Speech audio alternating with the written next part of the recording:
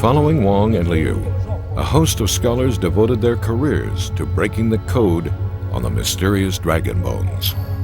Could these be messages from the fabled warriors known as the Shang?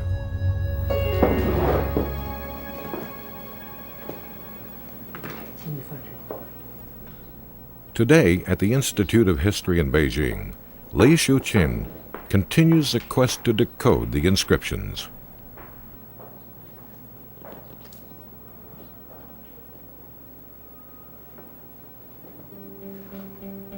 Over the years, as more and more of the characters were deciphered, a landmark discovery was made.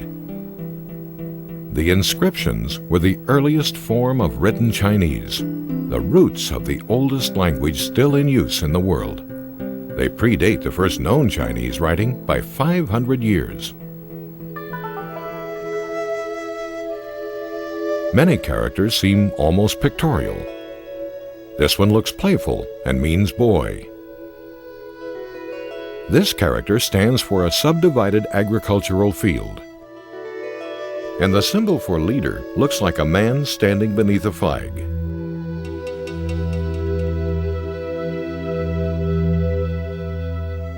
As more characters were decoded, scholars discovered some were names of Shang rulers. The names matched those listed in the ancient historical texts. One source confirmed the other. Archaeological detectives had hit the jackpot. Strange uniform cracks were also found beside the characters. They were made by boring holes on the opposite side of the bones and using a burning stick to make the crack in the weakened surface. Many of the characters carved beside the cracks were questions posed to the spirit world. Shang kings were using the bones to predict the future.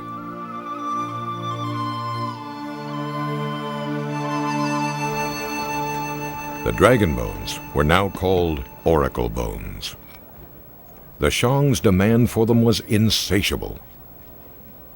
Special farms and workshops were created. The shells of tortoises and the shoulder blades of cattle were processed and transported hundreds of miles to Shang ceremonial centers.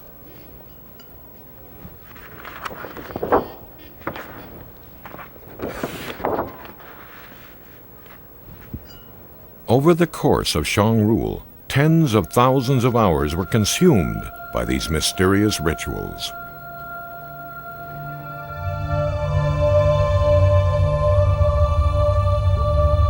Shang kings held sway by virtue of their assumed ability to communicate with the spirit world.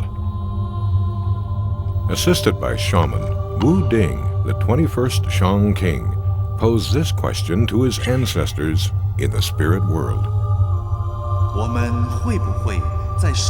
Will we receive the millet harvest on the fourth moon?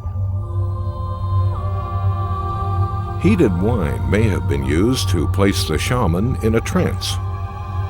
These extraordinary ceremonies played a vital role in every major decision of the Shang kings. They asked the oracle bones such things as whether or not they would have a successful millet harvest, whether they would have successful childbirth within the royal family, the outcomes of military endeavors against their neighboring tribes, such things as whether they should carry out sacrifices in the names of certain ancestors. According to the records of court scribes, Wu Ding's ceremony reached its climax as the shaman placed fire to bone.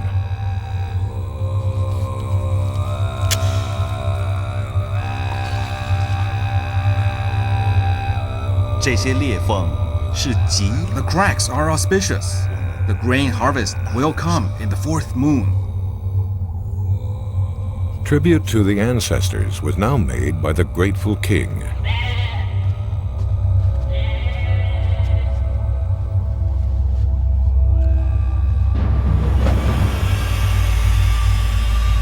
Through these elaborate rites came reassurance and hope for success.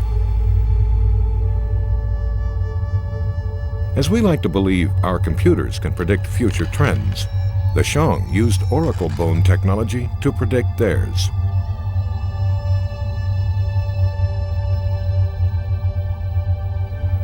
Centuries later, the vessels used by King Wu to see the future would carry archaeological detectives deep into the mysterious past.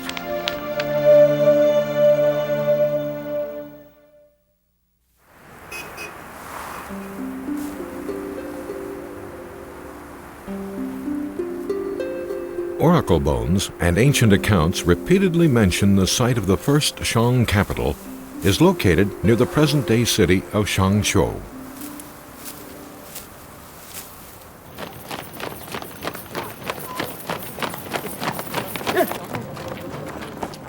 Every Monday morning at the local hotel, a chorus of patriotic songs is performed by the staff.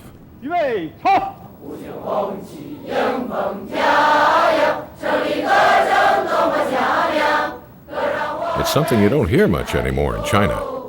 People are too wrapped up in the economic boom to find the time. Time is a concern of the archaeologists as well. To save great city Shang, they must come up with proof of its existence first. It is something of a race against time. China is developing so quickly that many archaeological sites are being threatened. The city of Shangzhou is undergoing incredibly fast development. If we don't hurry up and find great city Shang, it might be too late in another couple of years. The edge of Shangzhou's 16th century wall can easily be seen through space-age eyes. Lift off. Lift off. Space-borne photography has revolutionized archaeology. Satellite sensors detect variations in soil colors that reveal features no longer visible to the human eye. For example, flying over the Great Wall of China, NASA radar penetrated the ground to discover another wall built some 900 years before the one that is visible today.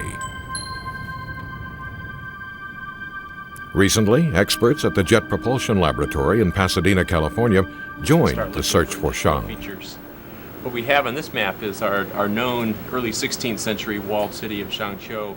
Images taken of Shangzhou reveal some evidence of an ancient riverbed that reportedly flowed by the great city Shang area. The eastern Zhou wall that we know through coring surrounding. Other unexplained features below the ground were detected as well. Data to see if there are related features. Satellite photos also provide a bird's-eye view to plan wide-ranging surveys on the ground.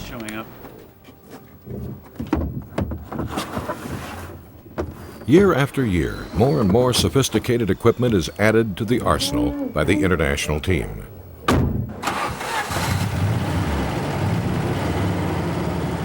In 1994, they converged on a small agricultural village just outside of Shangzhou. The villagers had never seen Westerners before, not to mention all the electronic gadgets. Rumors about the strange goings-on quickly spread. Some believed the visitors were looking for treasure. Others feared the bizarre instruments might contaminate the groundwater. Only recently have these peasants begun to believe the visitors are looking for a lost city, perhaps buried deep below their homes. The team uses a portable ground-penetrating radar unit, or GPR, to look for large structures underground. The two radar antennae are hooked up to a handheld computer and suspended from bamboo poles.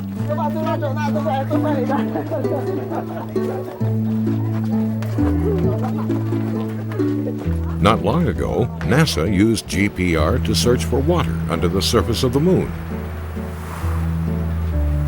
Here in China, it's hoped the GPR might find evidence of an ancient wall or some trace of the city that was built over the Shang's first capital.